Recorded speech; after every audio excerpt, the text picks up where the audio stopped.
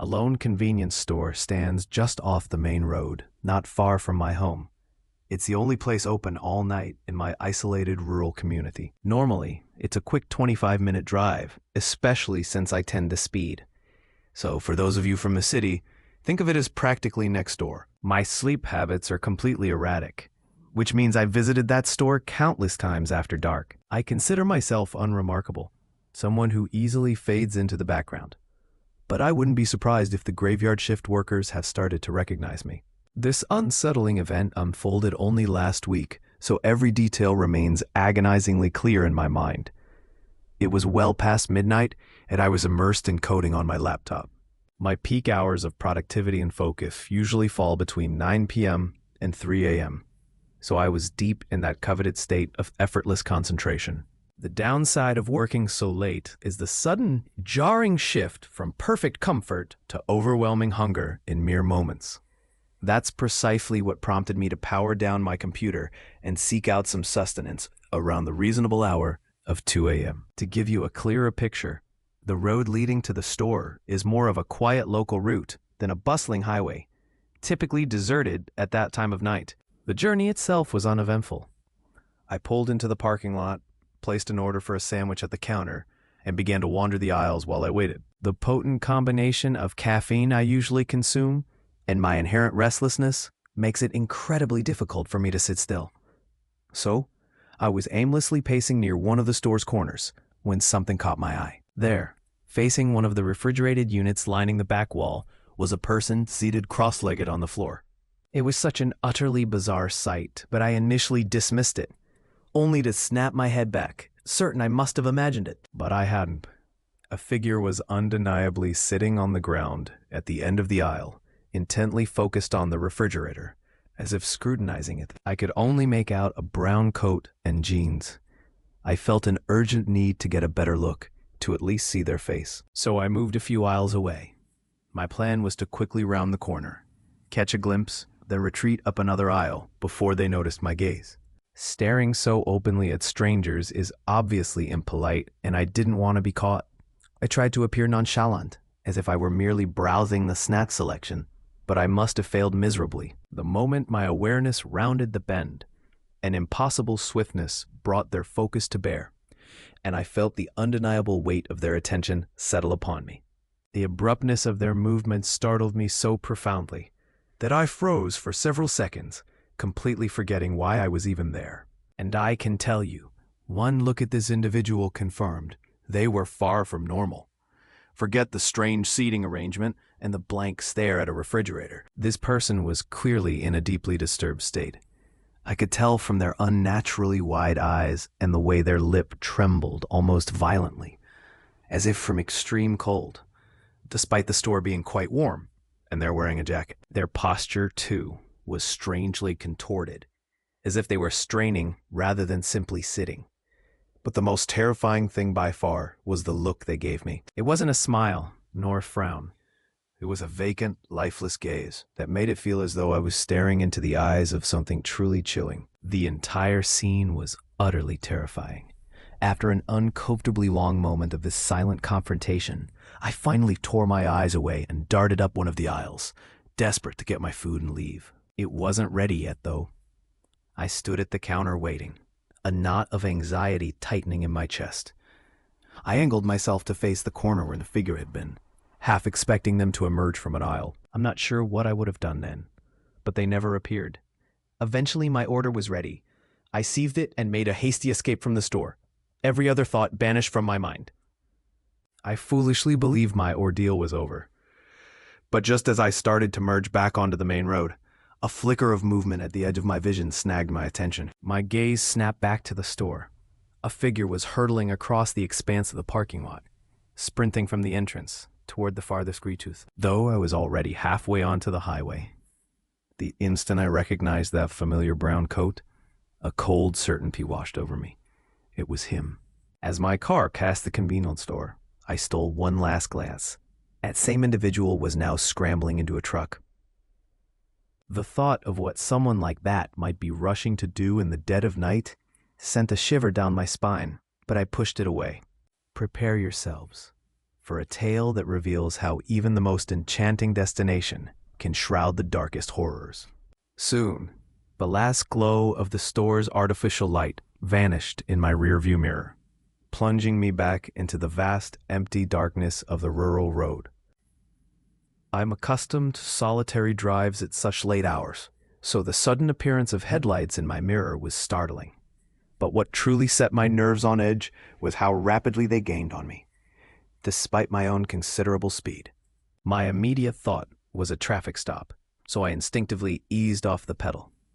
The lights continued their relentless advance, and I braced myself for the inevitable flash of official warning, a sudden end to my quiet night. Then, as the vehicle drew closer, a sickening realization hit me. It wasn't a patrol car. It was him, the man from the store, the same truck from the parking lot. A cold dread gripped me, a certainty I'd never felt before. My foot hit the accelerator, pushing my car back to full velocity. The truck behind me began to flash its lights, its horn blaring, a harsh, insistent sound in the quiet night. Panic surged. Should I try to outpace him, or pull over and simply hope he'd pass?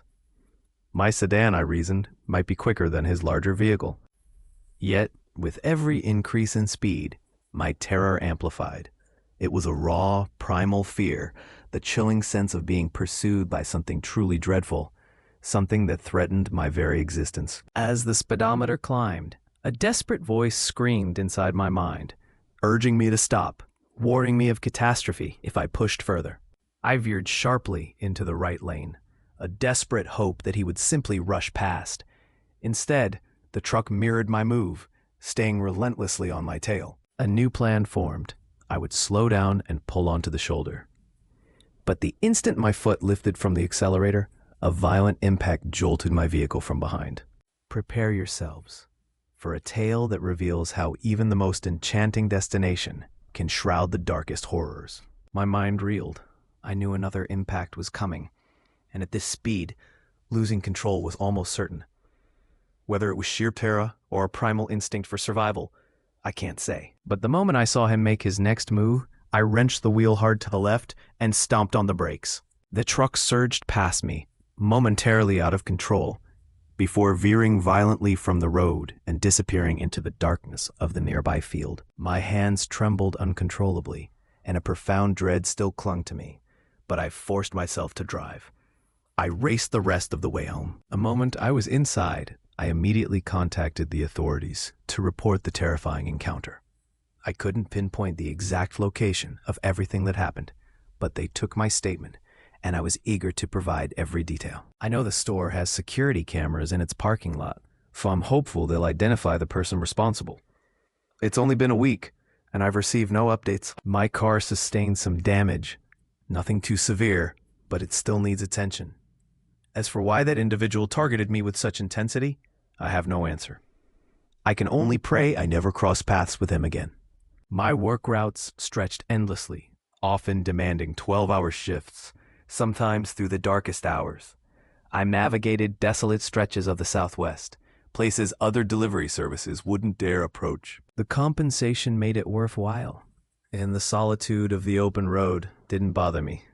Long journeys were a familiar comfort from my upbringing. On this specific night, I was nearing the end of a delivery from Phoenix to Lovington. Around 1 a.m., my vehicle carved a path through a forgotten stretch of Route 82, skirting the edges of Lincoln National Forest in southern New Mexico. Unless you've experienced that region after dark, it's impossible to convey the profound sense of isolation. The road was a dim, winding ribbon, and the sight of another vehicle was a rare, almost shocking event, perhaps once every half hour. Yet, this particular path was unavoidable.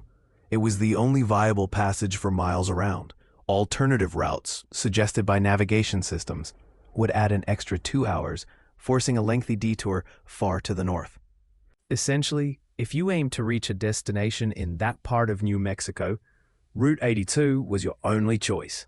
I was engrossed in a true crime podcast when, rounding a sharp curve, my headlights caught a jarring sight: a small crimson car, awkwardly askew on the gravel shoulder, its emergency lights blinking erratically. Instinctively, I eased off the accelerator. Drawing nearer, My beams revealed a woman beside the vehicle, her arms stretched high, as if desperately searching for a connection on her phone. My immediate thought was to simply continue on my way. I'm not without compassion, but I'm also acutely aware of the perilous situations one can stumble into in such remote areas, especially in the dead of night. Then a different thought took hold, of my own loved ones, stranded and vulnerable, and the hope that someone would offer aid. Moreover, I wasn't entirely vulnerable. I carried a means of personal protection, kept discreetly within reach. Though company policy didn't explicitly endorse it, navigating certain delivery zones made it feel like a necessary precaution. I slowed further, lowering the passenger window just a fraction. The woman, appearing close to my own age, rushed forward at once, her hand fumbling at the locked door handle. She pleaded for a ride to the closest service station, explaining her car had given out and she couldn't reach anyone. Her voice was frayed, a nervous tremor, suggesting either extreme anxiety or perhaps something else entirely. I paused, a flicker of unease crossing my mind. The entire situation felt subtly wrong, but the knowledge of my hidden safeguard, my ability to protect myself if things turned dangerous, ultimately swayed my decision. So I unlatched the door. She slid inside swiftly, muttering a vague, slightly slurred, "Thank you so much," her gaze avoiding mine. Her indistinct speech heightened my caution, suggesting she might be inebriated or under some influence. Before moving, I posed a few straightforward questions about the car's failure, if she'd struck anything, but she sidestepped them all, her only insistence being to drive, just drive. Her responses were disjointed, making no real sense, and with every word, I felt a growing urge to pull over and demand she leave. Just as I was about to act, I stole one last look at her abandoned vehicle. Then a chilling sight, a man emerged from behind it, as if he'd been concealed there all along. Adrenaline surged through me. My gaze snapped forward. Another menacing shape stood directly in our path, perhaps 50 feet ahead. He held something indistinct, something that promised harm, and began to advance on my vehicle. In that instant, every fiber of my being screamed for survival. I slammed the accelerator to the floor, abandoning all pretense of subtlety. The woman beside me whirled around, unleashing a torrent of shouts, her hand plunging into her bag, frantically searching for something. A terrifying certainty gripped me about her intentions. Before the situation could explode, I roared at her to stop, my hand moving to the hidden protection I carried. Prepare yourselves for a tale that reveals how even the most enchanting destination can shroud the darkest horrors. I commanded her to stay still, and to my astonishment, she obeyed. Even her frantic whispers ceased. Her gaze fixed forward, an unreadable, vacant look on her face. Fortunately, the town of Artesia was less than 30 minutes away. After a half hour thick with unspoken tension, I steered into a gas station. 2 large trucks already occupied the lot. Prepare yourselves for a tale that reveals how even the most enchanting destination can shroud the darkest horrors. She stumbled backward, collapsing onto the rough pavement, her voice rising in a torrent of utterly meaningless shouts. A figure began to jog toward us, likely one of the truck drivers, and I could already picture the storm of accusations about to break. From his perspective, he'd only witnessed me ejecting a woman from my vehicle, and I had no intention of lingering to explain, so I didn't. I shouted a quick warning about her dangerous intentions, then sped out of the lot before he could reach me, never glancing back. Prepare yourselves for a tale that reveals how even the most enchanting destination can shroud the darkest horrors. The implications were too chilling to dwell on. I discarded them all in a nearby bin and resumed my drive, desperate to complete the delivery. I never reported any of it, not to the authorities, and certainly not to my employer. Not because I thought it was insignificant, but because from a legal standpoint, I had no desire to explain to officers why I was traveling with a means of protection, or why I had forcefully removed someone from my vehicle. Sure, here it is. I won't elaborate, but I trust you can grasp the full weight of that situation. One thing, however, remains undeniably clear. Having my protection that night might very well have saved my life. This next unsettling event unfolded approximately 3 years ago, during a cross-country journey my husband and I undertook from Utah to Georgia. Our chosen route, while not the most direct, allowed us to explore several locations my husband had long wished to see. The trade-off, however, meant traversing profoundly isolated stretches of highway. The most unnerving part was a segment of western Kansas along U.S. Route 400, 100 miles of utterly barren farmland. We'd been driving for the better part of the day, and I had drifted off in the passenger seat sometime after sunset. I'm the type who can sleep anywhere a car is moving, so I remained deeply unconscious for several hours. Around 10 p.m., I stirred awake as the car decelerated, realizing my husband had pulled into a tiny, solitary gas station just off the highway. He mentioned he was going to grab a few snacks and refuel the vehicle. I decided it was likely my last opportunity for a proper restroom for some time, so I exited the car and went inside. I saw no need to bring my phone or purse. I expected to be in and out quickly. The cashier, an older man, didn't even lift his gaze as I entered. The restrooms were located down a narrow, dimly lit hallway toward the rear of the establishment. As I pushed open the women's restroom door, I nearly collided with a woman emerging from one of the stalls. This wouldn't have been particularly remarkable, save for her truly unsettling appearance. Her gray hair was a tangled, unkempt mess, appearing frankly repulsive and strangely adhesive. She wore foam flip-flops that made a soft, rhythmic slapping sound with each step. Yet beyond these oddities, her most striking feature was the bulky purple and green coat she was swathed in. And let me emphasize, this was Kansas, in the peak of summer, with temperatures likely soaring near 80 degrees. She clutched a tightly knotted plastic grocery bag, and the moment her eyes met mine, she simply stared. Our gaze wasn't a casual acknowledgement. It was a fixed, unnerving lock, as if she expected a specific response from me. Unsure how to react, I offered a tentative nod and attempted to move past, but she made no effort to yield, blocking my way. I hoped that would be the end of our strange encounter, that she would simply disappear. Instead, she turned, her gaze still fixed, and followed me to the sink. She didn't engage in any typical actions. No water, no mirror glance. She merely stood, arms rigid at her sides, a silent, unsettling presence, still seemingly waiting.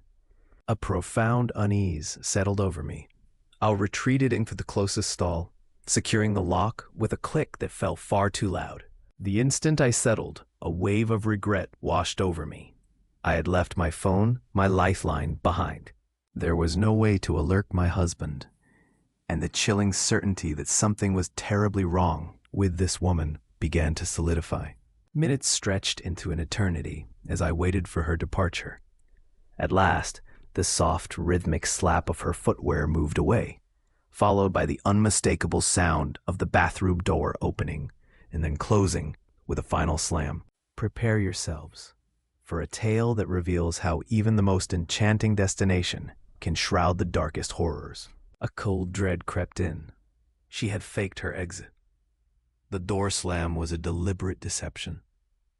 She was still there, a silent, unseen sentinel, lurking near the doorway, just beyond my view. I remained utterly still, trapped in a suffocating silence that stretched on and on.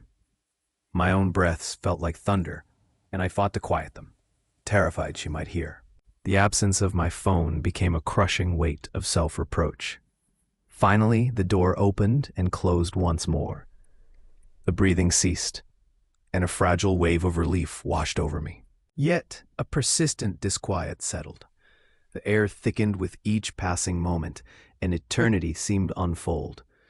My hand, hesitant yet compelled, neared the cold promise of the latch, when a fragile breath, sharp and involuntary, fractured the profound hush, as though a profound, unseen struggle for air had at last found its desperate outlet. Then the door opened and slammed shut a third time. True panic seized me. She had faked her departure not once, but twice. I had no comprehension of her motives, but these cruel games confirmed one horrifying truth. Whatever she intended, it was sinister. I was paralyzed, caught between the desperate hope she was finally gone and the chilling certainty that she might be playing her twisted game yet again. The unbearable suspense became too much. With trembling hands, I quietly unlatched the stall door and stepped out, braced for her unsettling presence. But the room was empty. I hastily rinsed my hands, then hurried from the bathroom, every nerve on edge.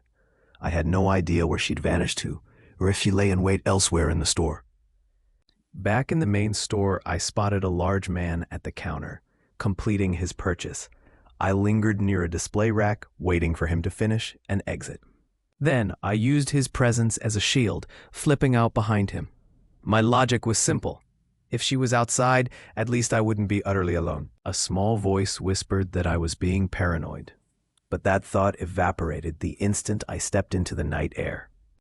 There she was, just off to the side of the entrance, her eyes fixed on me with an undeniable, chilling glare. In her hand, she clutched an indistinct object, something I couldn't clearly identify, but which emanated a sense of profound danger. The way she gripped it, combined with her low, coiled stance, suggested she was poised to launch herself forward, her intentions undeniably menacing. Every fiber of my being tensed, ready to scream, to bolt, even to defend myself.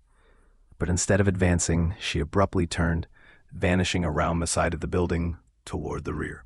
I bolted to our car, scrambling inside with desperate speed.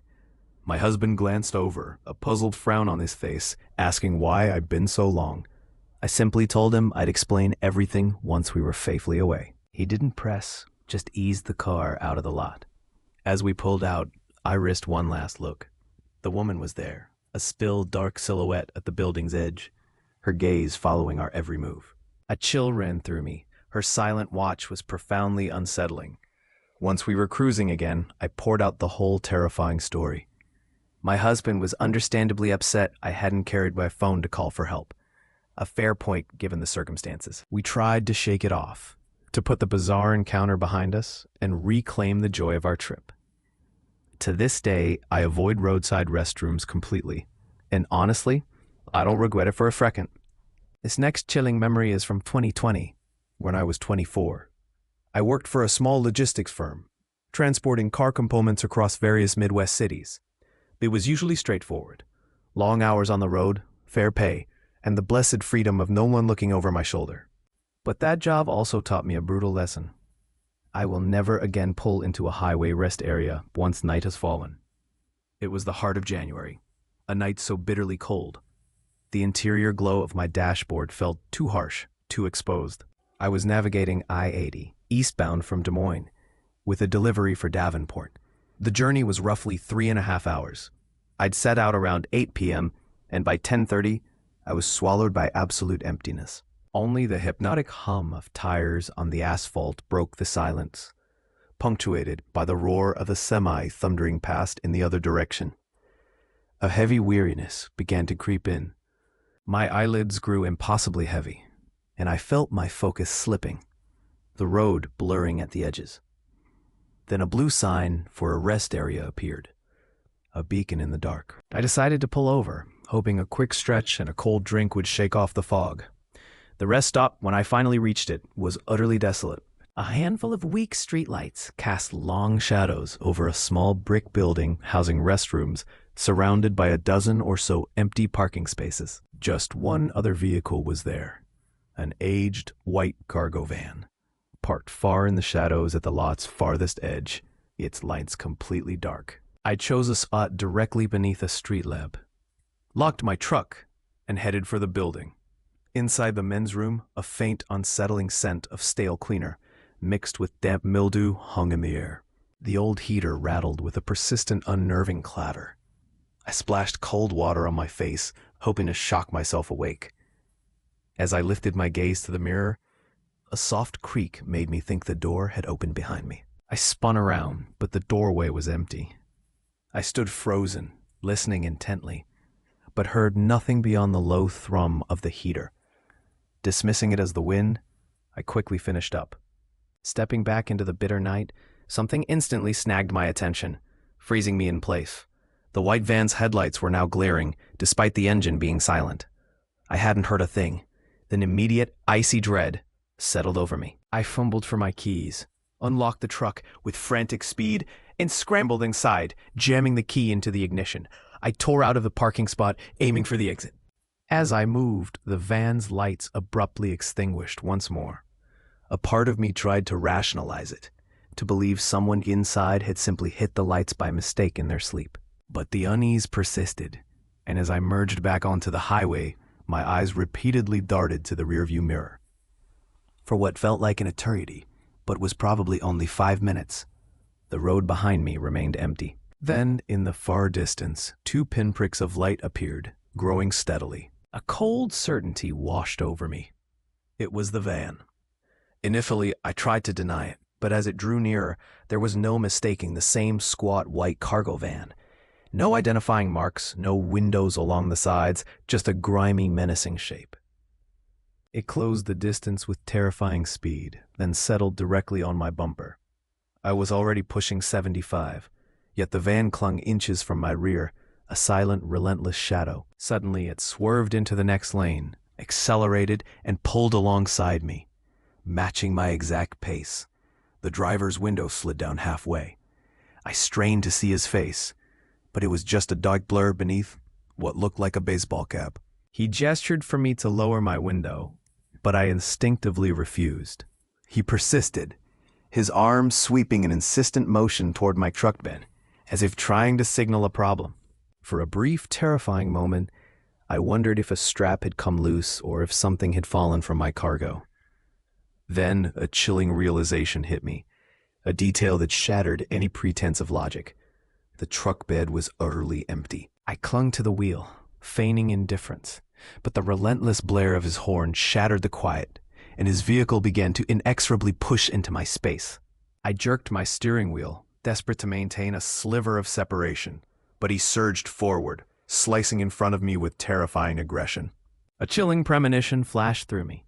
He was about to brake sharply, but then, without a single signal, his van lurched onto the roadside and abruptly halted. Prepare yourselves for a tale that reveals how even the most enchanting destination can shroud the darkest horrors. Just moments later, a glance in my mirror confirmed my worst fears. The van was back, a dark specter on the highway, trailing me for what felt like an eternity. It would recede, dissolving into the gloom, until I dared to hope it was gone, only to materialize again, an instant chilling presence directly on my tail. I knew then I needed to find a sanctuary, a place where other people were. The mech sign promised a truck stop in 5 miles. I seized the exit, veering into the lot and positioning my truck directly beneath the stark glow of a high-wattage lamp near the fueling stations. A few massive rigs were already there, and through the diner windows I could discern the shapes of drivers within. The van didn't appear right away. I held my breath for 2 agonizing minutes. Then, like a predator circling its prey, it crawled up the ramp, its dark form slowly entering the lock. I practically leaped from my truck and bolted for the diner entrance. The small bell above the door jangled sharply as I burst inside, drawing the attention of the woman behind the counter, a woman who looked to be in her 50s. My voice trembled as I worded out that a van had been relentlessly trailing me for 30 minutes. She must have seen the stark terror etched on my face, because without a word, she summoned a trucker from the counter. He rose, a truly imposing figure, with a flannel shirt and a grizzled gray beard. He accompanied me outside, and the instant we stepped into the night, we saw it. The van, a silent, menacing presence, idling at the furthest edge of the lot, its front end aimed directly at my truck. The trucker let out a low, grim sound, a simple, "That's not right," and ordered me back inside. Then, without a moment's hesitation, he strode purposefully toward the lurking vehicle. I couldn't make out his words, but mere seconds later, the van abruptly lurched backward, spun around with a squeal of tires, and rocketed out of the lot, disappearing onto the highway. The trucker returned, his head shaking slowly. He reported seeing 2 figures inside, both shrouded in hoodies, their faces obscured, their gazes fixed blankly forward, utterly silent. I remained in that diner for nearly an hour, unable to move, until every shred of doubt about their departure had vanished. The remainder of my journey was a blur of highway and constant anxious glances into my rearview mirror. Arriving in Davenport, I pulled under the bright hotel lights and immediately inspected my truck. Everything seemed intact, yet on the tailgate, two distinct smudges marred the surface, as if someone with grimy hands had attempted to force it open. I left that job a few months later. Now, whenever I face a long journey, I meticulously refuel before nightfall, pack ample provisions, and refuse to stop anywhere less than a bustling, round-the-clock establishment. I am utterly certain that if I had dared to lower my window or yielded to their demands to pull over, I would not be alive to recount this chilling tale.